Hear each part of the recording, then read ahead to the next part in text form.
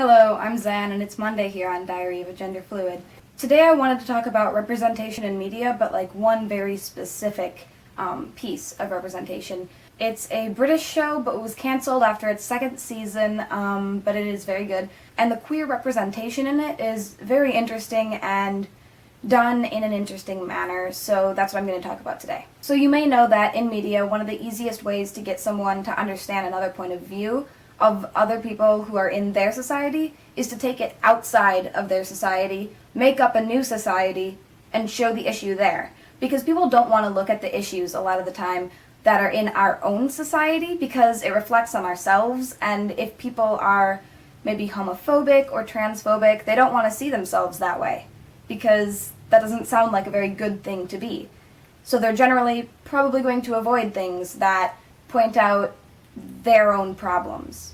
That's why people trying to get others to understand their point of view often use metaphors outside of what they are actually talking about. So in this show, called In the Flesh, it's about zombies.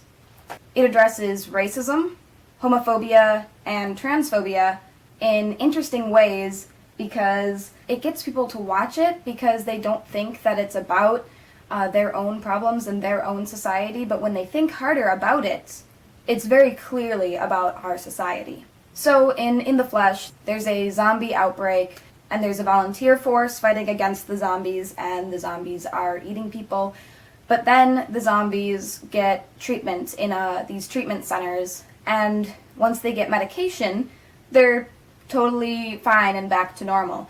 They're themselves again. A lot of them don't remember what they did in what they call their untreated state, and these people are reintegrated into society. They're told that they have to assimilate, so they have to put on a bunch of makeup and contacts every day to make them look just like everybody else, so that society stays more comfortable for the living. The living's needs are put over the PDS sufferers. PDS stands for partially deceased syndrome. So like those people, that's like the term that was given to them by the living. So the needs of the living always come before the PDS sufferers. Then they basically force the PDS sufferers into slavery by making them give back to their community for free every single day, volunteer work all day. They have to do all these things to make the living happy.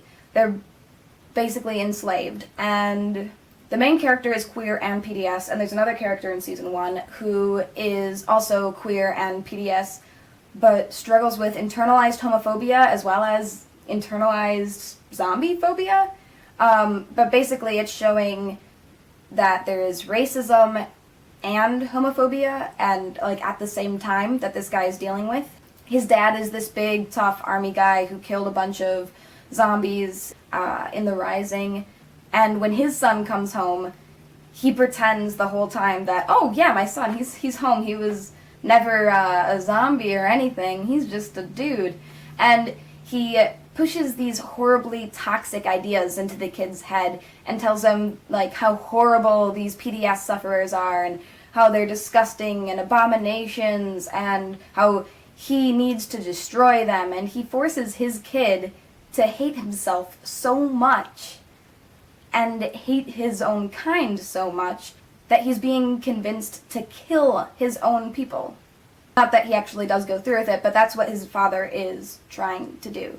Also, the homophobia, his ex is not allowed in the house because the dad doesn't want to admit that his son is PDS or queer. Either of those things. It also does a good job of showing mental illness and depression. The main character suffered from depression when he was alive, and then later on the PDS sufferers start realizing, wait a second, why do we have to conform? Why do we have to put on all this makeup every single day, put in these contacts just to make the people we're enslaved to happier? So some of them stop wearing the makeup. And this is where I see a good connection to transphobia, because they go into public places and old white people basically attack them and say, this is disgusting, this is my town, I was born and raised here, how dare you come in and not even pretend to be like us. How dare you exist as yourself? And then the PDS people are like, well, this is us. This is literally who we are. And they don't want to hide anymore. And for that, they get beaten up, they get verbally abused, they get killed, they get, like, so much horrible racism and lots of isms thrown at them. They are segregated, they have to be kept in different areas than the other people. But the thing is, on the medication, they are completely back to normal. These are just people once they're on the medication. So I think it does a really good job of showing transphobia. If you just imagine, okay, so they're not zombies, they're trans people. They decide, okay, we're going to stop assimilating, we're going to stop dressing in a way that is just for other people and dress in a way that's for ourselves. So let's say there's a trans man. Now he's been wearing, dresses and skirts and everything, because that's what he's told he has to do. He has to pretend to be a woman to fit in with what society wants. Then he starts binding his chest, maybe.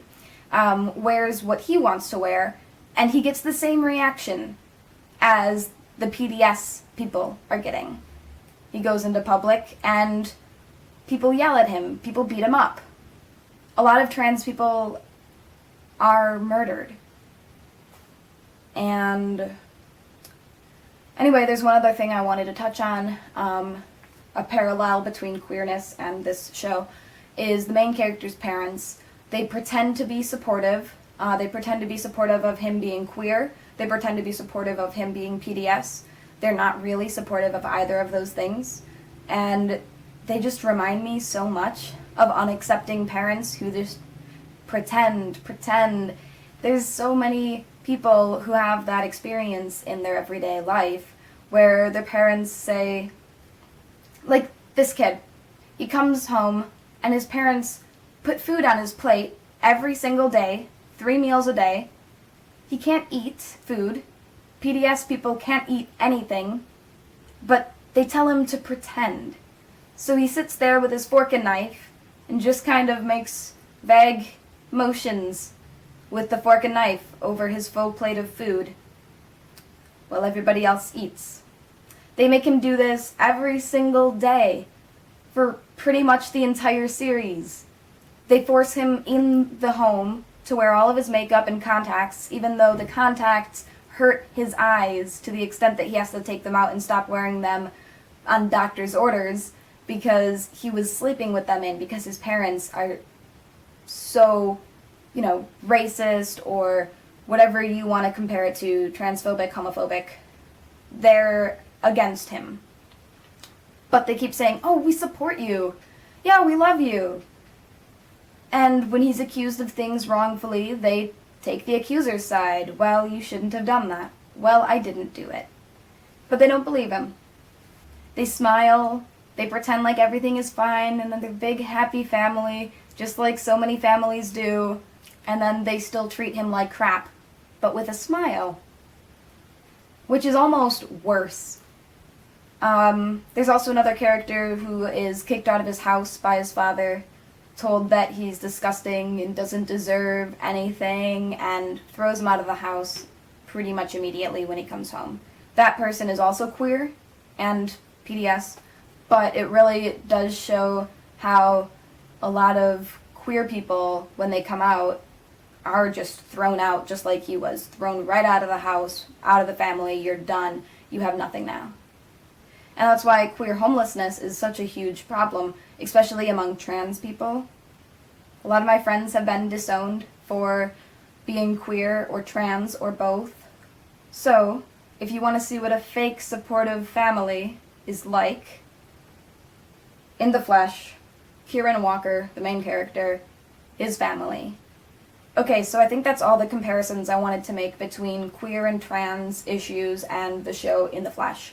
School is starting up again, so good luck everybody with that if you're in school. I'm at university, so for me school starts in like 4 days. I also want to show you something I was working on recently for more gender fluid merchandise. Well, first I'll show you the queer one because this one's actually finished. It's just a rainbow necklace, This is the gender fluid one. I'm going to be putting the necklacey part on it soon, probably today. So if you're looking for any gender fluid merch, check out my Etsy, links in the description. I'm Zan, and I'll see you next Monday.